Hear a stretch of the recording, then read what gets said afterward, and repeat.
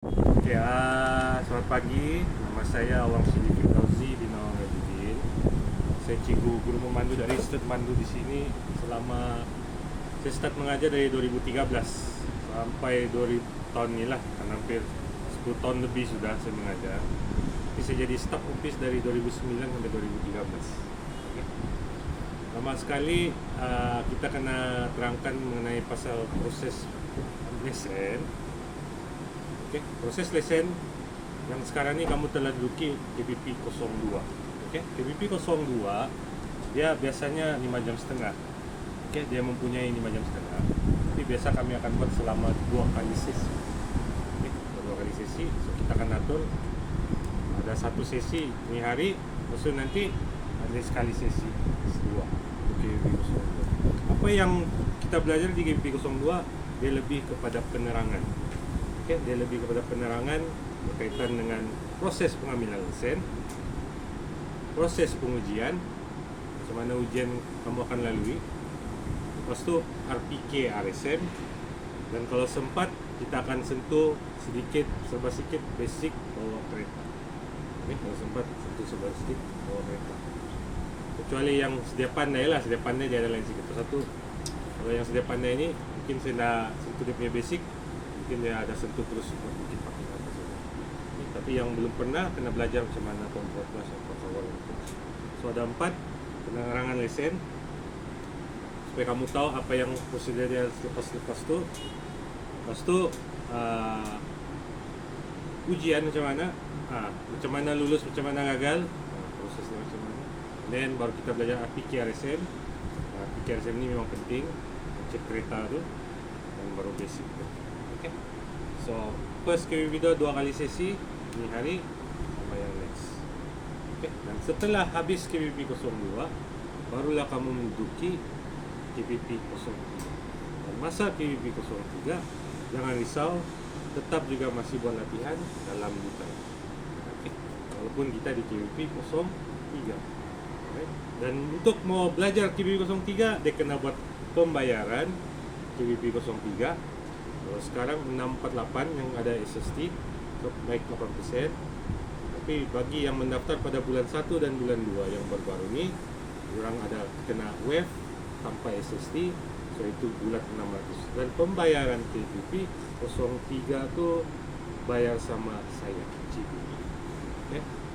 Jadi masa tu minta nombor akaun, tuan boleh juga beritahu cikgu saya mau bayar cash, pun boleh nanti beritahu macam mana kita atur macam mana.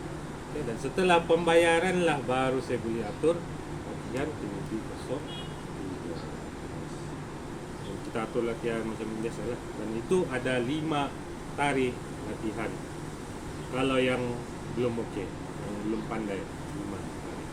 Tapi kalau yang sedia pandai bawa kereta mungkin 2-3 kali turun belajar, saya akan kasih lepas terus pergi ujian seterusnya. Okay? Dan ada orang sudah dia belajar 5 kali turun ataupun 4, dia antara 5 atau 4 tu sama ada 2 jam, 10 jam, ataupun 3 jam, 2 jam, 3 jam, 2 jam, 4 kali turun 10 jam juga. Tapi belum juga pandai-pandainya, belum juga okey, ada masalah situ. So itu kamu kena tambah jam.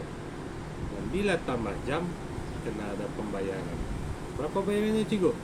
600 bahagi dengan 10, 60 per jam. Tapi bila kau belajar sejam, kadang-kadang rasa dia tidak cukup. Jadi mungkin minimum 2 jam.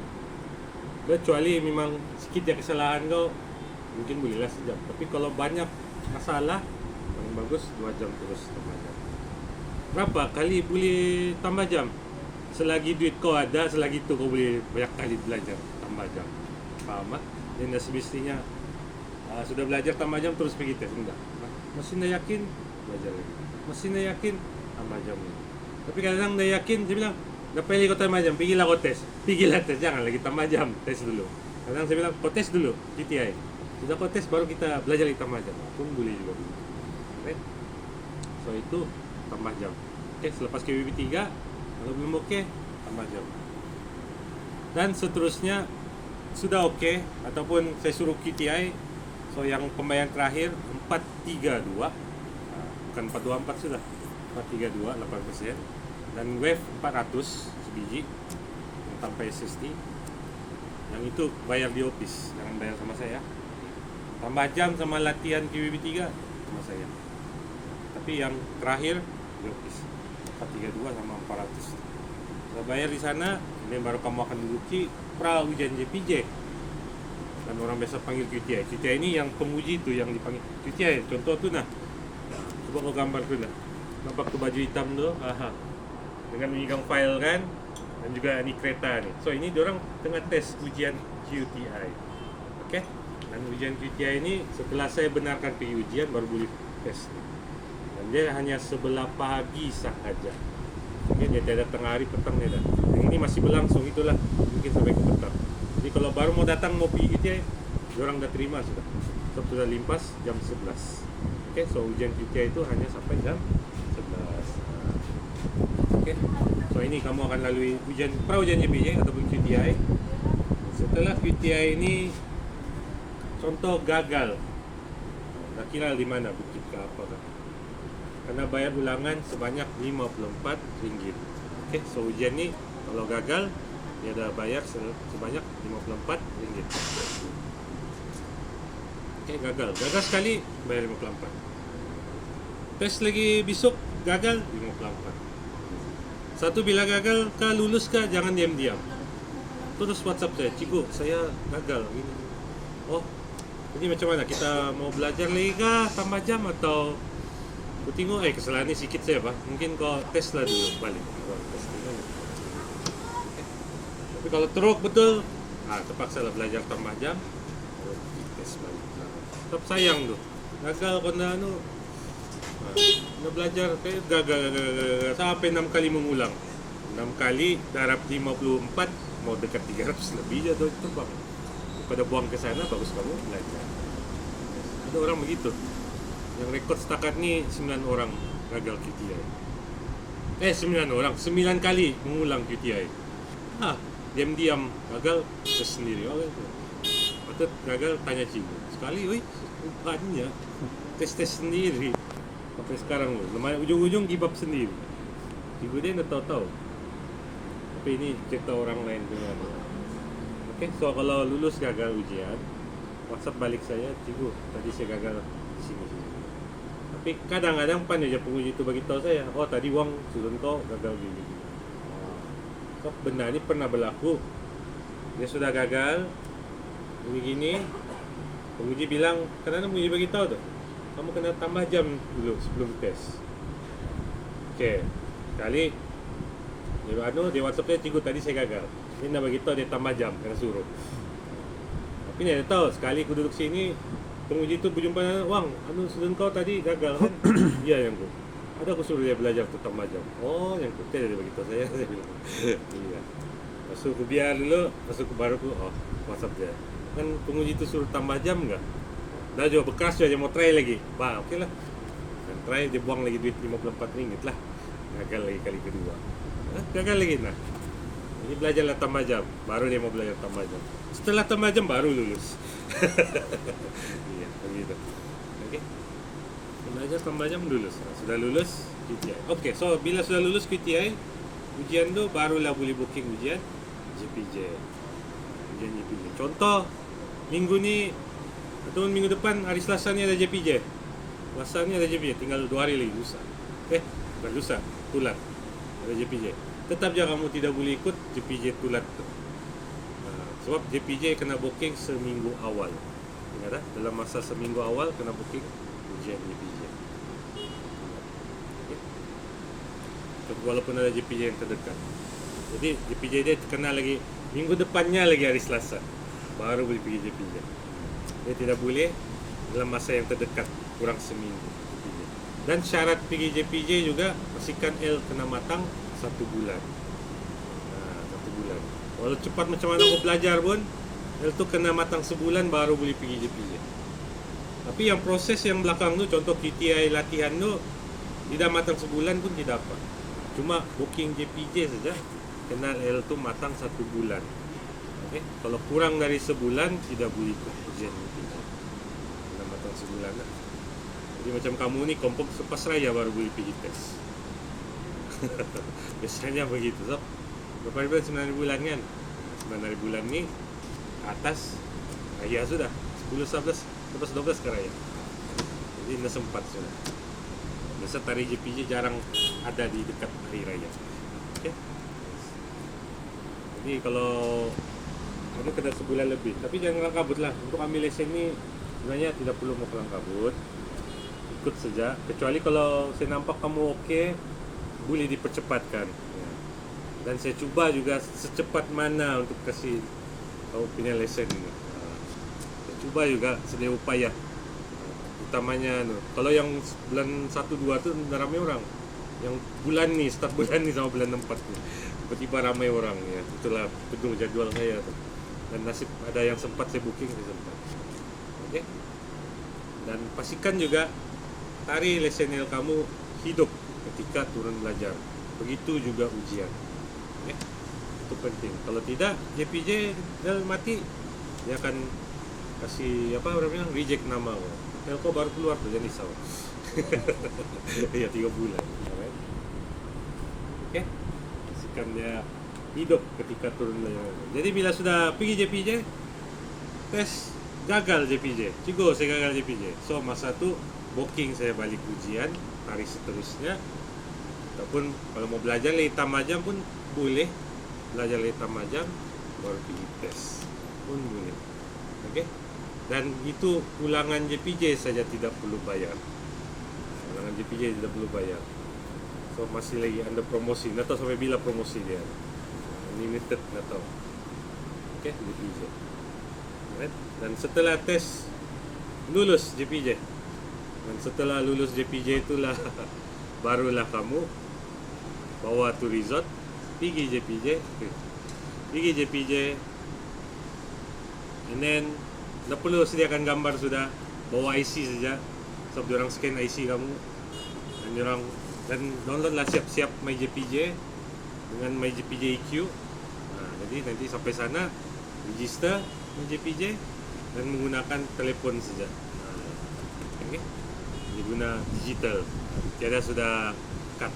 Kecuali kamu mau minta kad, jadi dia ada bayar tambahan. Okay. Dan bayaran lesen fee biasanya RM60. Biasanya fee RM60. Dan bila bayar di JPJ memang guna debit card, dia tiada cash, cashless. Cuma pembayaran menggunakan debit card. Okay. Sudah dapat lesen fee di telepon. Sudah dapat tu jangan lupa ikat stiker fee lah. Alright. So itu adalah proses pengambilan lesen. Oke, itu satu.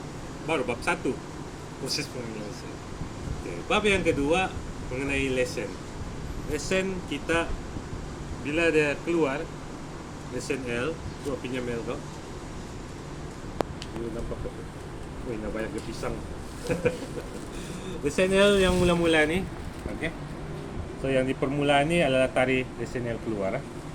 Permulaan tari lesen L keluar. Contoh yang ini bertujuan di bulan 2 2024 tari yang keluar. So dia 3 bulan. Biasa begitulah 3 bulan. Okay. Jadi pastikan L ni hidup ketika turun belajar, dan kalau dapat tari ujian pastikan L tu hidup sampai tari itu. Okey. Ingat sampai tari ujian. Pastikan hidup. Walaupun contoh kalau sekarang ni dia mati 26 bulan 5 2024 kan, 5 bulan 6 2024, tapi JPJ tes 27 hari bulan 5 2024. Ada terlebih sehari. Ni hari baru bulan 2 bulan 2 ya.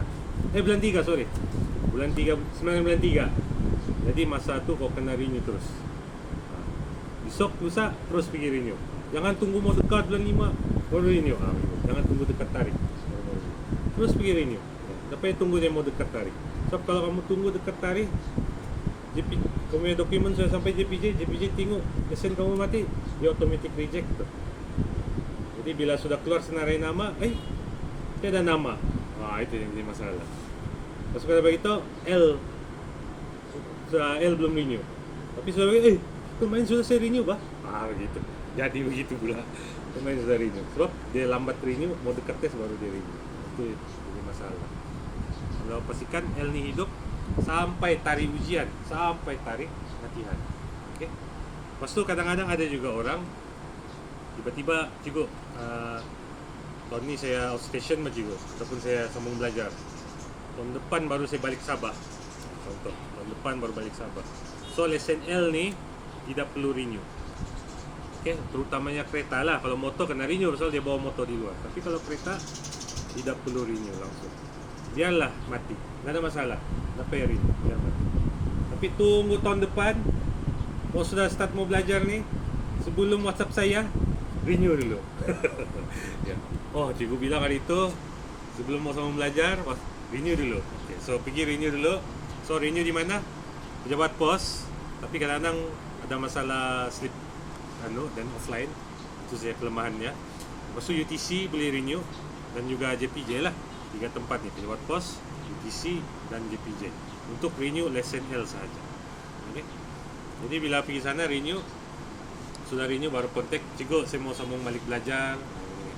Itu hari KBB 3 saya belum startkan, jadi saya mau bayar gini-gini. Alright.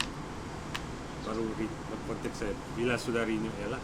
Sebab kita kena belajar dalam keadaan L hidup. Ketika pas ceramah setahun kan? apa? Pas ceramah setahun masa untuk buat L Iya. kan? Bukan dari lulus ceramah komputer. Hah? Tidak. Iya, dari lulus komputer.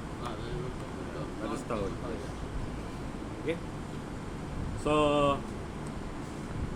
lesen L ni juga dia ada tempo selama 2 tahun lah dari tari L ni keluar. Dari tari L ni keluar Komputer masa dia setahun, yes. Komputer komputer pergi lesen L. buat L setahun. Jadi masa dia 4 tahun lah. Jadi L ni dari tari mula ni kamu diberi masa selama 2 tahun. Dari tari L ni keluar 2 tahun kena dapatkan lesen P. Okay. Sekiranya limpas 2 tahun dan kamu belum dapat lesen P, so kamu kena start balik dari KPP 1. Itu ceramah balik, ujian komputer balik. Okay. Kecuali kamu tambah kelas lah. Tambah kelas tidak. Jadi kalau kamu baru belum pernah ada lesen P atau CDL, yang ini kamu kena start dari mula balik 2 tahun. Dengan kata lain bayar balik lah, bukannya itu hari sudah bayar, tidak, tetap juga kena bayar balik. So, pembayaran itu ceramah, bayar untuk P komputer itu lah. Okay. Dan kena bayar dari mula lah walaupun sudah belajar.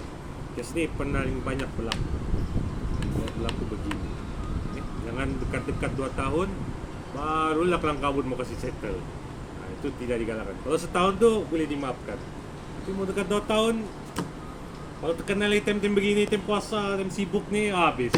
Susah lah semua. Terpaksa tinggal macam mana. Okay, kena jaga-jaga, jangan lepas 2 tahun. Okay, dan L ni dah boleh hilang lah. Hilang, kamu kena pergi JPJ dan kena bayar denda RM20 tu. Lesen L RM20. Okay, denda RM20. Lepas tu, ketika turun belajar, kalau kedapatan, bila kita belajar ni tiba-tiba ada JPJ datang tu, pandai tiba-tiba datang. Dia datang dia cari kamu, bukan kami tu, kamu dulu dia cari. Keluarkan lesen L. Dia tunjukkan L, lihat, mati sudah L kamu ni. Baru dia cari cikgu dia, mana cikgu dia? Kalau cari cikgu, kenapa sudah ni mati L? Mau ajar. Kalau saya tidak tahu, jadi saya kena tindakan juga, aku pun kena. Dan kamu pun, bukan free lepas, kamu pun kena saman tanpa lesen. Bawa kereta, lesen mati. Membayar lagi RM170 kan? Untuk kali pertama. RM70 atau RM150. Membayar. Bukan free, bayar. Kalau nak settle, nak dapat pergi tes.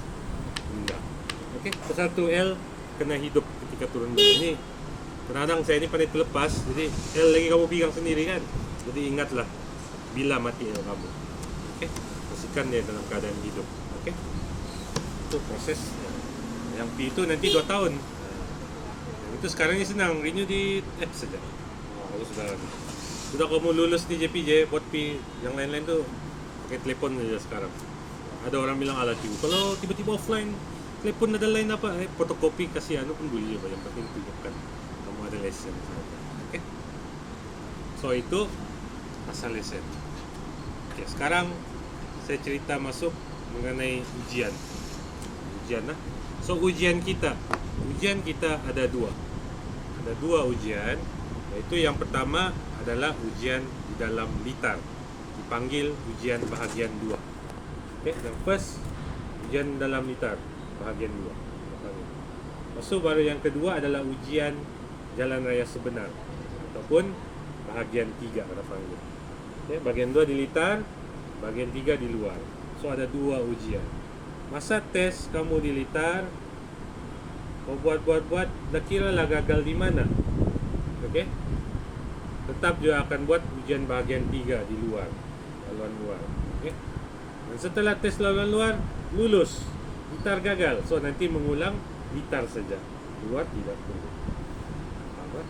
Dan setelah lulus dua-dua, kalau ujian QTI lulus dua-dua, barulah boleh booking ujian JPJ. Dan masa ujian JPJ, apa yang kena tes? Benda yang sama, litar dan luar. Bukannya litar QTI, luar JPJ. Tidak. QTI ini juga macam JPJ, dan JPJ itu juga macam QTI. Sama saja. Cuma yang beza dia, QTI mengajar dari sini yang menguji. Yang JPJ sana yang menguji. Tapi sistem ujian sama. Okay? E-testing tu, kan kamu dengar dalam berita, e-testing. E-testing tu adalah komputer yang menguji kamu dalam litar sahaja. Tapi memang ujian dia bawa kereta sorang-sorang di litar. Ya. So tengok tu tadi tu ada orang di sebelah tengah test tu kan. Mana penguji dia tu di luar. Sama juga e-testing nanti begitu. Dia tidak beza, sama. Cuma beza dia ada nampak JPJ. Kau nak akan nampak muka JPJ di litar. Itu saja betul beza dia e-testing. Cuma nanti pergi laluan luar, baru ada yang duduk sebelah kau. Nah, sama juga. Di sebelah kau dia duduk. Pergi tes luar. Kasih sistem lama. Okay? Itu e-testing. Cuma sekarang ni kami belum buat. Cuma dibagi pilihan. Sama ada kaedah manual ataupun kaedah e-testing. Sebab kos dia terlampau tinggi dan mahal tu. Bukan seluruh instrumen tu mampu. Tinggi dan mahal. Okay, e-testing tu. Jadi kami diberi peluang lagi guna yang lama ataupun testing. Dan lepas tu mungkin konon kerajaan bilang 6 tahun mesti sudah pakai. Harap-harap orang bagi duit sama kami lah untuk buat. Jangan main cakap saja. Kalau main cakap saja semua orang boleh. Itu saja. Itulah kelemahannya kadang-kadang nih kerajaan sekarang.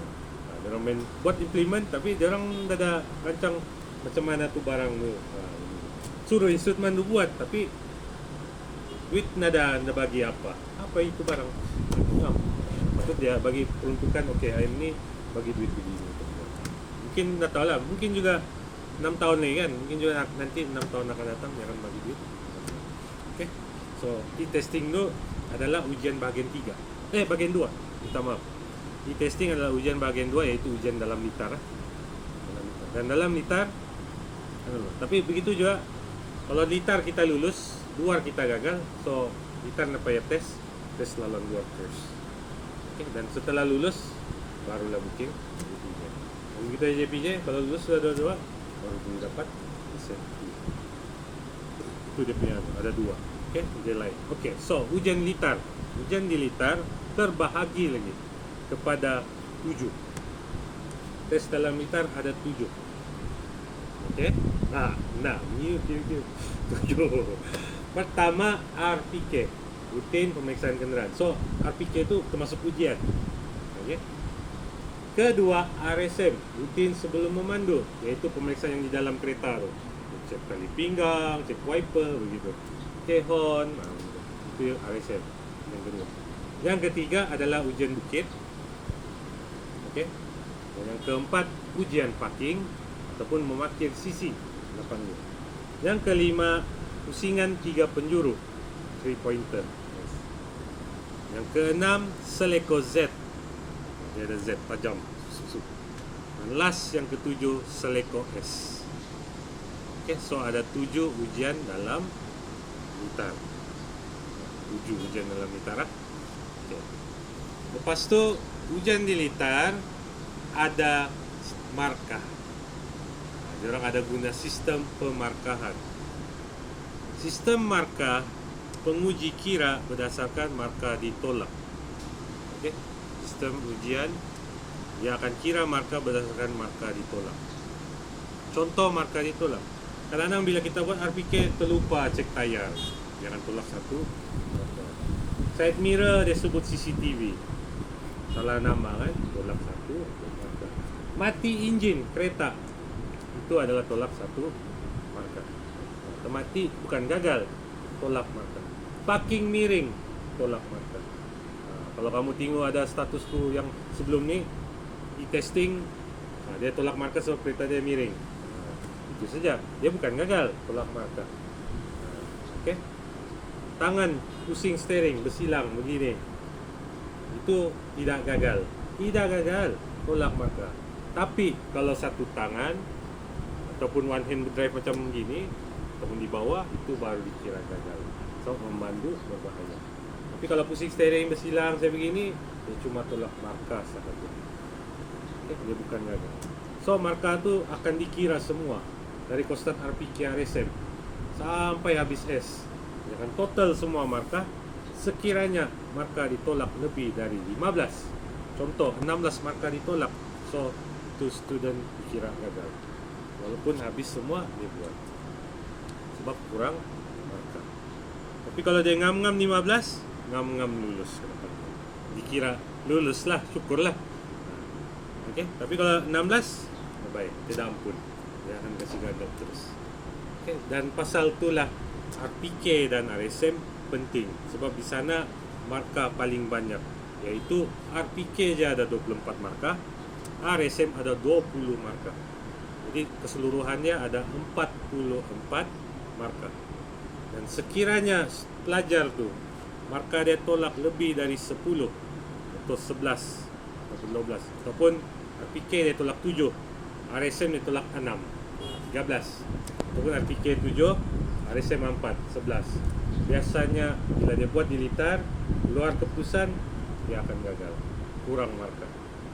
Sebab di dalam litar dia kadang-kadang Honda dah tekan lah, Citon dah betul, parking miring yang tadi saya cerita tu, mati enjin lagi mana tahu, mana lagi tangan bersilang, so itu boleh. Tapi kalau markah RPK RSM 44 tu, markah ditolak antara 5 hingga 10, itu 50-50. Mungkin boleh lulus, mungkin tak, tengok macam mana dia buat litar. Begitu. Tapi kalau 5 ke bawah, yang itu biasanya lulus, kecuali sikap kamu dengan penguji. Sikap kena jaga attitude sama penguji. Walaupun kamu buat okey, tapi perangai macam syaitan, sama je cerita dia. Iya. So, penguji itu ada perasaan, bila dia tak suka kau pun dia boleh kasih gagal kau. Sebab ini pernah berlaku, ada student tu markah penuh RPK RSM, tapi sekali habis gagal, kurang markah. Jadi cek rupanya di parking dia penyuruh semua markah dia kena tolak. Sebab apa? Masa dia buat parking dia tak dengar cakap penguji. Dia tidak dengar cakap penguji. Macam penguji itu tiada di sana, dia buat shock sendiri saja masa dia buat parking dengan 3 penyuruh semua. Ataupun sudah diberitahu buat balik, dah je pun keras kepala sendiri je buat. Ujung-ujung penguji itu tolak markah dan dia kasih gagal terus. Dia kasih buat saya lah, tapi dia tolak markah. Pindah sebala gagal. Okay. Itu kena jaga attitude sama penguji. Dan RPK RSM kalau boleh tolak jangan lebih dari 5. Iya, 44 tidak boleh tolak lebih dari 5. Kamu kalau bagi yang pernah tengok video macam mana RPK RSM tu, boleh tu. Tapi kena hati-hati video yang kamu tengok tu, kalau boleh jangan tengok video dari institut memandu lain. Mesti yang berasal dari sini. Kalau kamu nampak ada lambang MW, cikgu bilang MW, okey lah ni. Jangan institut memandu lain, West Coast ke IDC, jangan. Ataupun dari Semenanjung, jangan. Tengok dari sini. Kadang-kadang TikTok ada tu dari sini. Okey, boleh ikut tengok try. Tapi bila sudah tengok try, jangan lupa tanya saya, cikgu kalau gini boleh ke gini? Saya tengok, nanti saya cerita lagi. Itu boleh kalau gini-gini. Tapi kadang-kadang ada penguji, sebab ada juga kadang-kadang nangam. Kalau boleh refer terus dari sama saya. Kalau ada yang dah faham, saya nak halang. Kalau tengok TikTok apa buat RPK RSM ni, cuma kalau boleh jangan dari institut lain. Kadang-kadang Semenanjung ada lain sikit dia punya, diorang yang mau spesifikasi yang diorang mau, dan juga Yang kita di sini ada yang baru-baru bah, jadi takut diorang dah tahu macam mana ujian tu, macam mana. Jadi kalau boleh tengok di ataupun nanti saya akan bagi page FB saya. Dalam page FB saya semua ada tu di dalam tu, RSM semua. Okey. Jadi tengok dari sana saja kalau boleh. Dan boleh juga tengok lain, tapi kena tanya saya, bolehkah begitu? Kalau boleh, kalau saya bilang tidak boleh, maka janganlah buat. Okey. So itu aplikasi markas itu PAP. Lepas tu kita ada kesalahan mandatory di litar. Di litar ni ada kesalahan mandatory, iaitu bila kau lakukan kesalahan tu, dia akan otomatik kasih gagal terus. Otomatik kasih gagal. Okey, dia akan stop, habis, berhenti, gagal. Yang tadi markah tu, kalau jalan mati enjin, dia tetap dia test masih. Teruskan test, teruskan. Plug markah aja. Tapi bila mandatory, Kau punya pisang ni bang. makan je apa benda. Sekali kalau mandatory, habis terus. Stop, habis, gagal. Terpaksa terus. Kalau di litar gagal, terus tes pergi laluan dua. Itu kesalahan mandatory. So kesalahan mandatory RPK RSM dia tiada kesalahan mandatory ya. RPK RSM tiada kesalahan mandatory. Dia cuma markah. Dia start dari bukit. Yang ketiga ujian bukit. So ujian bukit dia mandatory ada dua. Pertama, pastikan kedua-dua tayar hadapan berada di dalam garisan kuning ataupun petak kuning. Melebihi, tapi dalam orang dia bilang tidak melebihi 50% secara berterusan. Maksudnya paling simple ringkas, tayar tu kena pijak di dalam garisan kuning. Jangan terlampau ujung-ujung betul. Yang penting dalam. Dan mesti tayar tu lebih banyak di dalam kuning, jangan kurang di dalam kuning. Secara berterusan ni dia kena one go, pap, melekat terus. Okey.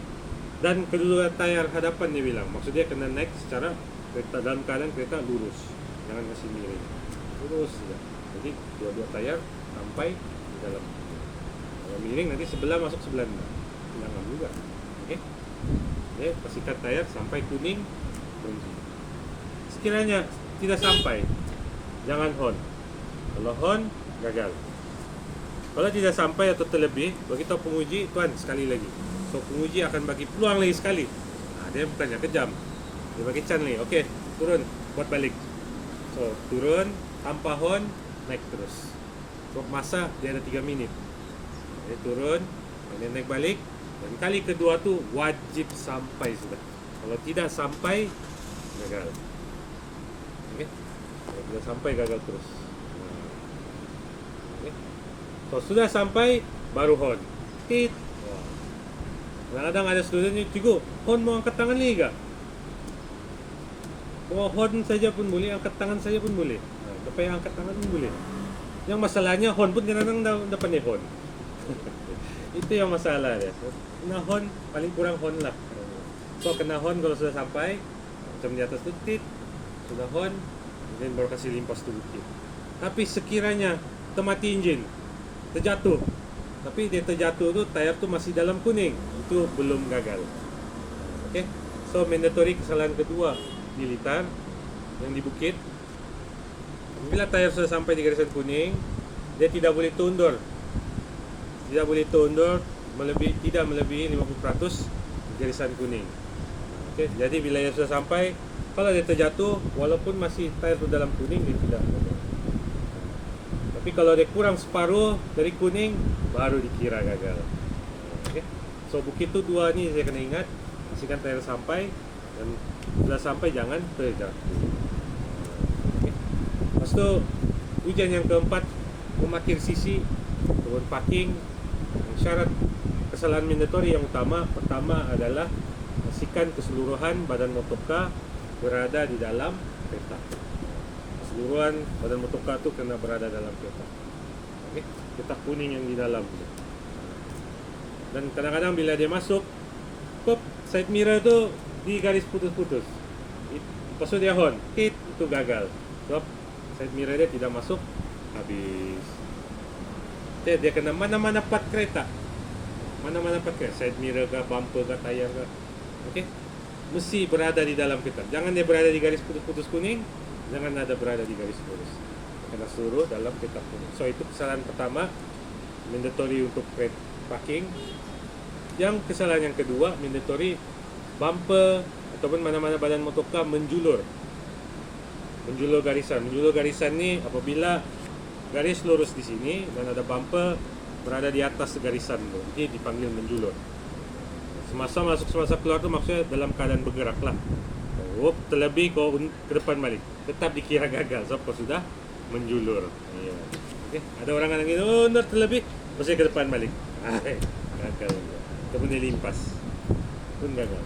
Bukan pasal tayar langgar garisan, bumper tidak boleh melimpasi garisan.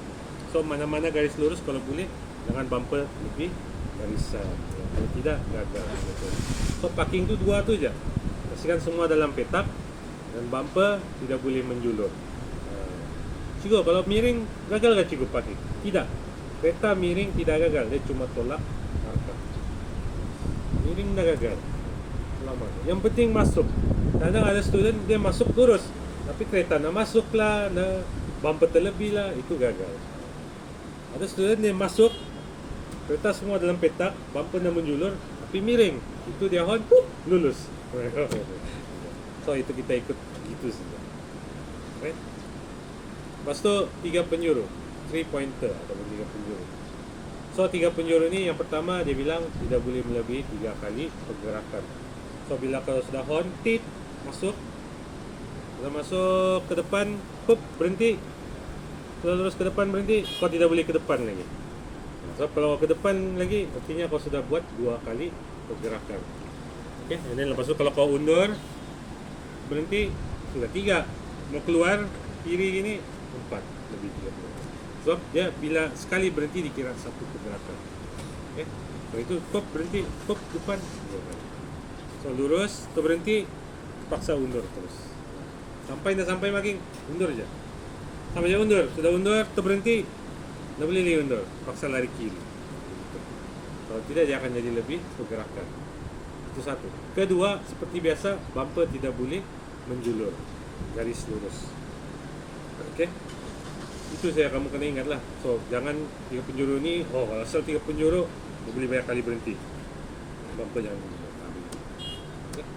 Lepas tu yang terakhir, yang ke-6 dan ke-7, seleko Z dan S, peraturannya lebih kurang sama, cuma bentuk dia lain, satu Z, satu S. Itu yang pertama, yang paling penting, tidak boleh undur. Seleko Z dan S tidak boleh undur. Kalau kau undur, hanya satu S sama Z. Itu yang pertama. Yang kedua, sama juga, bumper tidak boleh menjulur. Tapi tiada garisan, itu divider ataupun pembagi jalan. Ataupun kalau kau di sini utara MW, kalau kau nampak hitam putih itu dipanggil divider, pembagi jalan. So bumper limpas di atas divider itu pun masih dikira gagal, walaupun kau dah langgar divider. Okay? Tidak boleh menjulur divider. Dua ni yang penting. Okay? Jadi untuk mau lulus ujian dalam NITAR, yang pertama RPK RSM kena okey. Yang pertama RPK-RSM kena cun. Jadi kamu kena rajin praktis jugalah. Jangan tunggu dekat-dekat tes barulah mau study. Kasih biasa. Bila sudah biasa tu, jadi nanti next time senang kau buat. Sebab dia ada masa. Okay. Maksud yang kedua, bukit pastikan sampai di kuning dan jatuh, jangan jatuh di garisan kuning. Ketiga, parking pastikan semua masuk dalam petak, tapi bumper jangan menjulur. Yang keempat, 3 penjuru, pastikan tidak boleh banyak kali berhenti, namun lebih dari 3 kali berhenti, dan pastikan jangan tidak menjulur. So yang kelima, Z sama S, bumper jangan menjulur dan juga tidak boleh undur. Jadi bila kamu dapat buat ni semua, okey, walaupun tangan bersilang, walaupun mati enjin, banyak kali pun tetap boleh lulus. Okay, sebab mati enjin sama tangan bersilang, dia cuma markah. Ada orang risau tu, alah mati enjin juga gagal lah ni. Kau pula gagal kalau mati enjin. Kan sisa begitu, tolak markah. Tapi kalau boleh, kurangkanlah mati enjin tu. Maksudnya, ada kelemahan berkaitan dengan kawalan clutch lah tu. Kalau balik-balik mati enjin. Satu ada masalah kaki. Ada orang begitu. Ada orang bawa, dia ada masalah kaki clutch. Ada setengah orang ada masalah kawalan steering. Ada orang dia masalah dua-dua. Ada orang entah dari mana dia pandai otomatik. Ya, ada. Saya ada jumpa yang tu, aku yang bingung. Kau pernah bawa kereta mana kan? Tidak juga, inilah first time. Tapi cantik dia buat. Wait tunggu. Ada orang gitu. Tapi ada orang lah steering bila nanti suruh pusing, nala dia pusing. Lurus saja. Sampai seleko pun lurus. Tunggu lah bawa pusing. Jika belum bagi tahu, nak mati. Dan kedua, ya, kalau rabun, beritahu saya. Kalau kamu rabun jauh, rabun dekat, beritahu. Cikgu, sebenarnya saya ni rabun. Oh, memang aku bilang, kenapa anda bawa spek? Ya. Rabun pakai spek, boleh pakai spek mata. Ya. Cikgu, mata saya silau pagi-pagi. Boleh ke saya pakai spek mata hitam? Boleh. Tapi time JPJ jangan. Time JPJ tidak boleh pakai spek hitam. Tidak boleh pakai spek hitam, tidak boleh bertopi. Okey, kalau time waktu JPJ. Tapi kalau latihan dibolehkan. Jangan risau, bawa aja. Pakai spek kalau mau silau-silau. Bukan bergaya lah, silau. Sebab kalau bergaya pakai spek dan nampak jalan sama aja cerita dia. Okay. Tapi kalau rabun jauh dekat, jangan lupa bawa spek supaya kamu nampak. Ada kemungkinan faktor kawalan steering kelemahan gara-gara spek. Okay. So itulah proses lesen dan juga ujian. Oke, sudah. Stop.